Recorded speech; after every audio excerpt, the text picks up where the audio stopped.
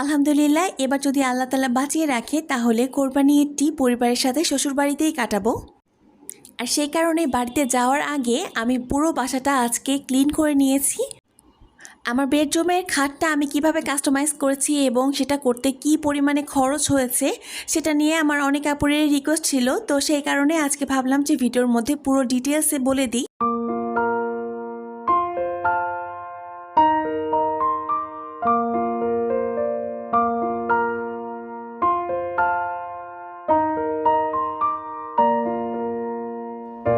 আসসালামু আলাইকুম, লামিজ ব্লগে আপনাদের আরও একবার স্বাগতম করছি।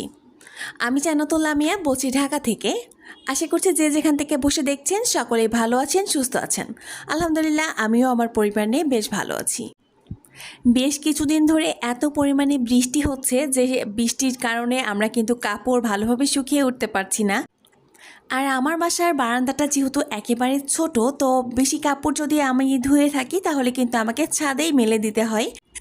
তো গতকালও আমি দিয়ে এসেছিলাম আর বৃষ্টিতে একটু ভিজেও গিয়েছিল। তো কি করব, তারপর আমি বারান্দা দিয়ে তারপর এদিকে করেছি জানালাতেও একটু গ্রিলে বাচ্চার যে গেঞ্জি আর প্যান্টগুলি ছিল সেগুলি আমি গ্রিলের উপরেই দিয়েছিলাম। আসলে যাদের বাসায় বাচ্চা রয়েছে তাদের কাছে এই বিষয়টা একেবারেই সাধারণ, কিন্তু যাদের বাসায় বাচ্চা বড় হয়ে গিয়েছে তাদের কিন্তু একটু হাস্যকর মনে হবে ব্যাপারটি। তবে আমি জানি আমার প্রতিটা আপুই এই বিষয়গুলি একেবারে পজিটিভলি দেখবে। আজ ভিডিওর শুরুতেই একটা কথা মনে করে দিতে চাই আমার প্রিয় আপুদেরকে, যে আমার ভিডিওটি যদি একটুও আপনাদের কাছে ভালো লেগে যায়, কোনো একটি অংশ যদি আপনার মনে ধরে থাকে, তাহলে প্লিজ একটি লাইক দিতে কিন্তু ভুলবেন না। আর যদি এই জাতীয় আপনি ভিডিওগুলি পছন্দ করে থাকেন তাহলে চাইলেই আমার চ্যানেলটি সাবস্ক্রাইব করে আমার সঙ্গেই থেকে যেতে পারেন।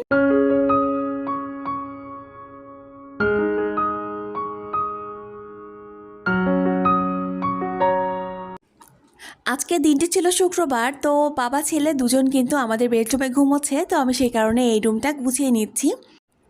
আরহামের বাবার বছরের 2 ঈদের এক ঈদে ছুটি হয় আর এক ঈদে কিন্তু ছুটি হয় না। তো সেই কারণে আমরা কিন্তু রোজার ঈদটা ঢাকাতেই করেছি। তবে ইনশাল্লাহ কোরবানি ঈদ কিন্তু আমরা বাড়িতে যাব, আল্লাহ যদি বাঁচিয়ে রাখে তাহলে ইনশাল্লাহ। এবার এই কোরবানি ঈদটা আমরা পরিবারের সঙ্গেই ঈদটা কাটাবো। তো আমরা যেখানেই থাকি কিন্তু ঈদ কিন্তু আমার কাছে মনে হয় যে একা একা কিন্তু ঈদ হয় না। তো আমরা যে বাসা বাড়িতে যখন আমরা ঈদটা করি, এই যে রোজার ঈদটা গেল, সেটা কিন্তু আসলে কোনো রকমের আমার ঈদ মনেই হয়নি। নর্মাল যেরকম দিন থাকে, দেখা যাচ্ছে যে শুক্রবারের দিনটা যেরকম থাকে আমার কাছে ঈদটাও তেমনই গিয়েছিল। তো পরিবারের সাথে সবাই একসঙ্গে মিলে ঈদ করাটা, এটা কিন্তু আসলে আল্লাহ তাআলার অনেক বড় নেয়ামত। আমরা যখন বাড়িতে ঈদ করি তখন কিন্তু একদম অন্যরকম একটা শান্তি মনে হয়। ঈদের দিন সকাল থেকে শুরু হয়, আসলে সকাল থেকে বলতে একদম চাঁদ রাত থেকে শুরু হয়।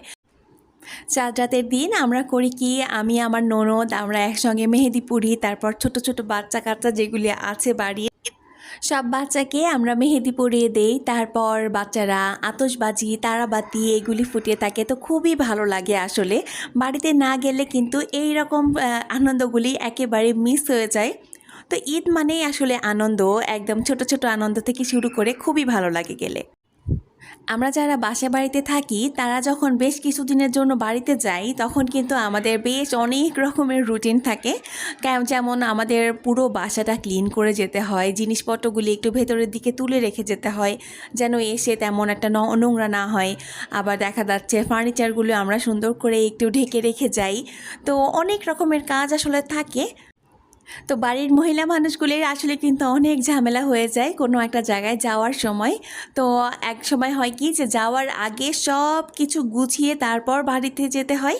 আবার যখন বাড়ি থেকে আবার আমাদের বাসায় চলে আসি তখন কিন্তু এসে আবার আরেক ধাক্কা থাকে, যে সব কিছু আবার আগের মতো করে উঠতে বেশ অনেকটা সময় লেগে যায়, অনেকটা ক্লিন করতে হয়। পুরো বাসাটা আবার কিন্তু ডিপ ক্লিন করার একটা ব্যাপার থাকে।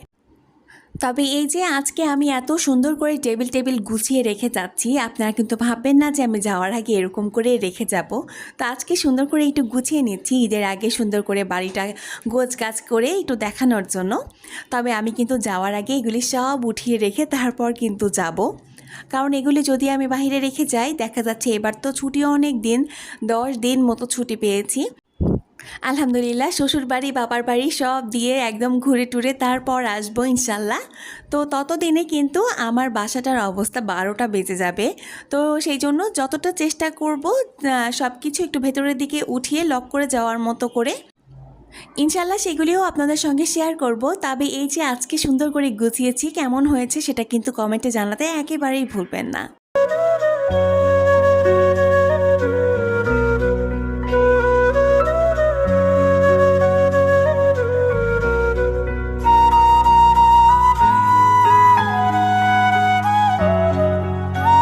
আজ ডাইনিং টেবিলে যেহেতু একটু ডেকোরেশন করেছি, তাই ভাবলাম যে আজ সবার আগে নিজেই বসে একটু নাস্তা করে নেই। তো বাবা ছেলে যেহেতু এখনও ঘুমোচ্ছে, তো সেই কারণে ওদেরকে আর ডাকছি না, নিজেই একটু এখন নাস্তাটা করে নেব। আর নাস্তাটা আমি খুব বেশি কিছু রাখিনি, একদম শুধু একটু রুটি নিয়েছি আর একটা আম কেটে নিয়েছি, আর নিয়েছি একটা ডিম। আর সঙ্গে যেটা না থাকলেই না, মানে চা নিয়েছি। চাটা যদি না থাকে তাহলে আমার কাছে কেন যেন মনে হয় যে একটা নাস্তা স্বয়ংসম্পূর্ণ হয়নি, মনে হয় যে কিছুটা একটা অপূর্ণতা থেকে গিয়েছে। তবে আমরা মেয়েরা এতটা সুখ কোথায় যে এত আরাম করে বসে নাস্তা করব বা একটু খাওয়া দাওয়া করব। তো ওই যে আমার ছোট সাহেব কিন্তু উঠে পড়েছে, আর সে কিন্তু উঠে কান্নাকাটি, আমাকে নিয়ে হাঁটাহাঁটি করো। সকালে উঠে তার মুড আজকে একেবারেই খারাপ, তো আজকে সে কোনোভাবেই কিন্তু কান্নাকাটি থামাচ্ছে না। তারপর একটু জোর করেই বসিয়ে দিয়েছি চেয়ারে।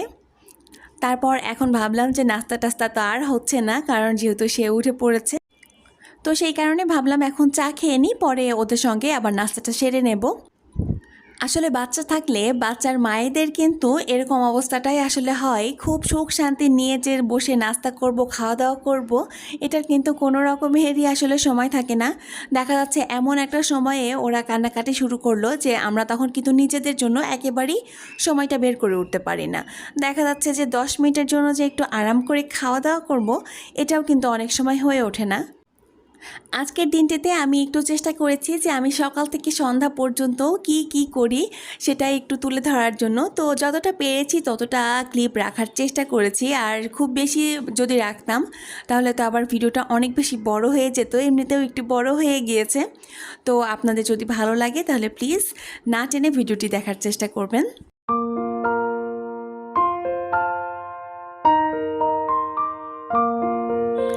এই ভিডিওটি আসলে আজকে না, এটা ছিল হচ্ছে গত সপ্তাহের ভিডিও। এটাও একটা শুক্রবারের ভিডিওই ছিল। আরহামের বাবা যেহেতু শুক্রবারের দিনটা বাসাতে থাকে, তো সেই কারণে সেরকম দিন দেখেই কিন্তু ভাইয়াদেরকে ডেট ফিক্স করিয়েছিলাম। তো ভাইয়েরা আসার পর সব কিছু কিন্তু তুলে অন্য জায়গায় রেখে দিয়েছিল, আর এই কারণে অনেক বেশি এলোমেলো হয়ে গিয়েছিল ঘর বাড়ি।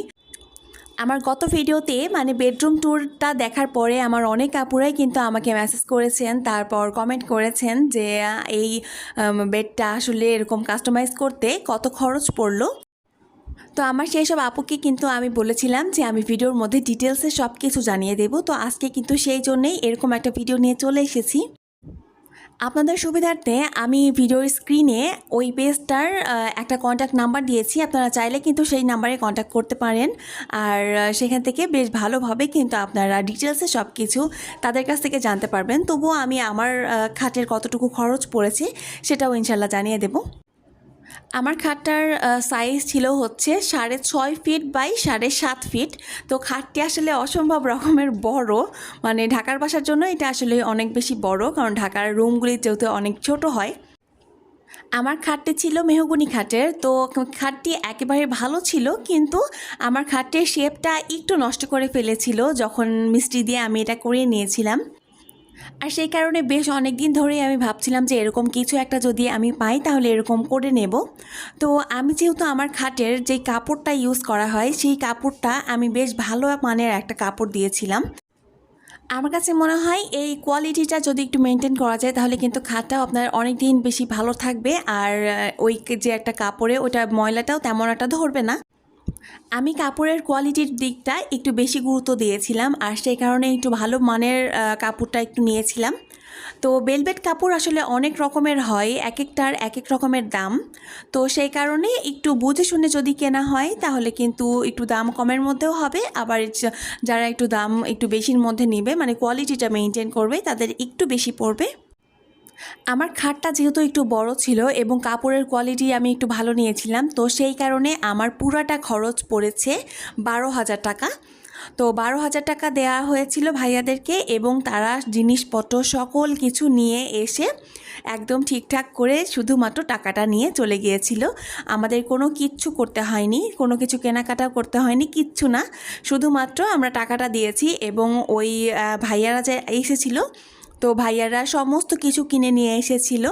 আমাদের কোনো রকমের কোনো খাটনি করতে হয়নি, সব কিছু ভাইয়ারাই করেছে। এগুলোর প্রাইসগুলি আসলে ডিপেন্ড করে ডিজাইন এবং খাটের মাপটার হিসেবে। আমার খাটটা যেহেতু একটু বড় ছিল, এই কারণে আমার একটু খরচটা বেশি পড়েছে। আপনাদের যদি দেখা যাচ্ছে অনেক সময় থাকে না যে 5 ফিট বাই 7 ফিট এরকম যদি খাট থাকে, তাহলে খরচ কিন্তু আরও কমে আসবে। তো আপনারা যারা ঢাকার ভেতরে আছেন তারা কিন্তু করতে পারেন এবং ঢাকার বাইরে যারা আছেন তারাও কিন্তু করতে পারেন, কারণ ভাইয়ারা কিন্তু ঢাকার কাছাকাছি যেগুলি প্লেস থাকে সেখানেও গিয়ে করে দিয়ে আসে। আপনারা যদি কেউ কন্ট্যাক্ট করতে চান তাহলে আগেই কিন্তু আমি কন্ট্যাক্ট নাম্বারটা স্ক্রিনে দিয়ে দিয়েছি, স্ক্রিনশট নিয়ে কিন্তু আপনারা সেটা ইউজ করতে পারেন এবং ভাইয়াদের পেজের লিঙ্ক কিন্তু আমি আমার ডেসক্রিপশনে বক্সে দিয়ে রেখেছি, চাইলে আপনারা ভিজিট করে আসতে পারেন। আপনারা যারা আমার বেডরুম ট্যুরটা দেখেননি তারা একটু দেখে আসতে পারেন, তাহলে কিন্তু বেডটা নিয়ে ভালো একটা ধারণা পেয়ে যাবেন। তো যাই হোক, আমি কিন্তু অনেক কথা বলে ফেলেছি আর কথার ফাঁকে আমি কিন্তু অনেক কাজও করে ফেলেছি, রান্না করে ফেলেছি। তো আমি একটু যেসব ছোটো ছোটো রোস্টের যেই মুরগিগুলি থাকে সেই মুরগিগুলিকে আজকে একটু ঝাল রোস্টের মতো রান্না করেছি, ঝাল ফ্রাই টাইপের। তো সেগুলি করার ফাঁকে আমি কিন্তু একটা পুডিং বানিয়ে নিয়েছি। আরহাম বেশ কদিন ধরে পুডিং খেতে চাচ্ছিল, তো সেই কারণে একটু পুডিং বানিয়ে নিচ্ছি। বেশ অনেক দিন হয়েছে আমি আমার কোনো আপুর কিন্তু কমেন্ট পড়ি না, তো ভাবলাম আজকে কটা কমেন্ট পড়া যাক। প্রথমে জান্নাত রুম্পা আপু বলেছে, খুব ভালো লাগলো তোমার বেডরুমটা আপু, বেডটা কাস্টমাইজ করতে কত টাকা লেগেছে প্লিজ জানিও। তো এই তো আপু, আমি কিন্তু অলরেডি বলে দিয়েছি 12,000 টাকা লেগেছিল। আরেকজন আপু ছিল সুরেখা গুপ্তা নামে। তো আপু কমেন্ট করেছিল যে আমার ওয়াশরুমের ডোরের সামনে যদি আমি ড্রেসিং টেবিলটা রাখি এবং ড্রেসিং টেবিলের জায়গায় যদি ওয়ার্ড্রপের ওপর টিভিটা রাখি তাহলে দেখতে বেশি সুন্দর লাগবে হয়তো। তো আসলে আপু হয়েছে কি যে আমাদের এই বাসাটার মানে আমার ড্রেসিং টেবিলের পাশেই একটা বড় একটা পিলার পড়েছে, আর সেই কারণেই কিন্তু আমি ওই জায়গাতে আমার ওই ওয়ার্ড্রপটা রাখতে পারিনি। আসলে রুমের মধ্যে যদি পিলার পড়ে তাহলে কিন্তু অনেক রকমের সমস্যা হয়, বিশেষ করে ফার্নিচার রাখার ক্ষেত্রে। আর আমি যদিও আমার বেডের একদম সামনে ওয়ার্ড্রপটা রাখি তাহলে হয় কি আমার মানে বেডরুমের দরজাটা হাফ খোলে, তো মানে যাওয়া আসার জন্য কিন্তু বেশ একটা ডিফিকাল্ট হয়ে দাঁড়াচ্ছিল। তো সেই কারণে আসলে ওটা অপোজিটে রেখেছি, আপু বুঝতে পেরেছেন হয়তো বা। তবে আমার আপু যখন বলেছেন তখন অবশ্যই আমি কিন্তু ওভাবেও একবার ট্রাই করব, আর যদি মনে হয় যে ওভাবে ভালো লাগছে তাহলে ওরকমই রেখে দেবো ইনশাল্লাহ, পরে আপনাদের সঙ্গে সেটাও শেয়ার করব। আরহামের বাবা আজকে যেহেতু মানে একটা বৃষ্টি বৃষ্টি ওয়েদার ছিল, তো সে কিন্তু বাসায় ছিল যেহেতু, তাহলে খাওয়া দাওয়া লাগবে সেই রকম অবস্থার। তো বিকেলবেলাতে ওকে একটু ডালের বড়া করে দিয়েছিলাম, আর এই তো এখন সন্ধ্যাবেলাতে আমরা সকলেই এখন একটু নাস্তা করে নেব। আর এই যে দেখুন সারাটা দিন শুধু বৃষ্টি হয়েই চলেছে, একদম ননস্টপ বৃষ্টি হয়েছে, কোনোভাবেই একটা সেকেন্ডের জন্যও বৃষ্টি কিন্তু থামেনি। তো এদিকে আমরা আজকে একটু সন্ধ্যার নাস্তার জন্য একদম অল্প কিছু করে নিয়েছি। আরহামকে যেহেতু চা দেবো না, তো সেই কারণে ওর জন্য একটু হরলিক্স করে নিয়েছি, আর আমাদের দেখা দেখি কিন্তু ও ওটা খেয়ে নিয়েছিল। তো যাই হোক, আজকে ভিডিওটি আমি এই পর্যন্তই রাখছি, জানি অনেক বড় হয়ে গিয়েছে, তাও আপনারা যারা ভালোবেসে দেখেছেন তাদেরকে জানাই অসংখ্য ধন্যবাদ। তো আজ এই পর্যন্ত, দেখা হয়ে যাবে পরের ভিডিওতে, ততক্ষণ পর্যন্ত সবাই ভালো থাকুন, সুস্থ থাকুন, সকলকে জানাই খোদা হাফেজ।